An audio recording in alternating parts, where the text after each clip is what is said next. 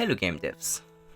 Today I'm here with a new devlog about my new game called Sneaky Stuffs.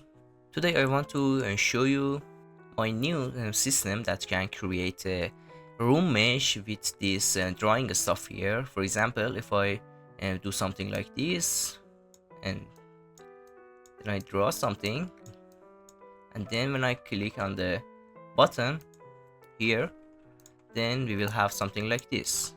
And as you see, we have the exactly room that we created here. And actually we can do some other stuff. So for example, let me reset this game. We can change the line mode. For example, we can draw a straight line or free draw. Free draw is something like this. We can just draw something and then we have that in our mesh here. The idea behind this generation is really simple. Here we have just a plain mesh, and then in some parts that we have to create some walls, I inserted some other points, and then I bring them up to create my wall. And here for this eraser, I add a polygon collider to this line, and I think you can see it here. Let me show it to you. Here we have our plane that we create our line here, and then we have this line with this polygon collider. That this polygon collider help us to know how to raise some points in our line. For example, here when I want to raise something, I just call here and it will be raised. How?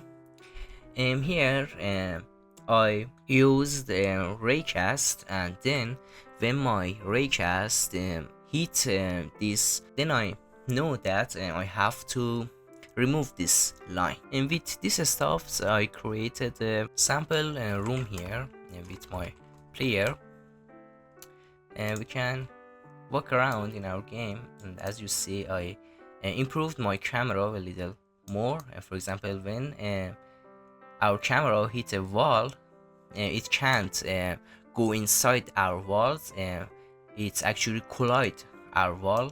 And as you see, it's come forward, and we can't see behind the walls. It is one of changes that I made in my game. The key points that helps us to implement this camera collider is this component called Cinemachine Decollider. It have some settings, and you can set them, and then you will have this camera, and then it will collide to walls and you can't see behind the walls. The last thing that I want to explain is these lines that we have here. We have 3 modes. I've explained the raise mode before, and here we have this free draw and a straight line.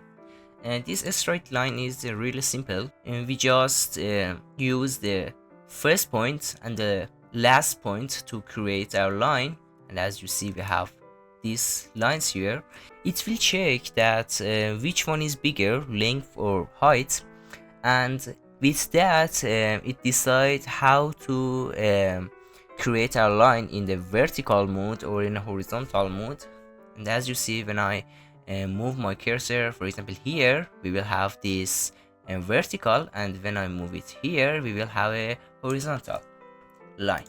This free draw is really easy. I just add all of my cursor positions to this line renderer points, and then I put all of this point to a list, and then I pass this list to my generator here. We have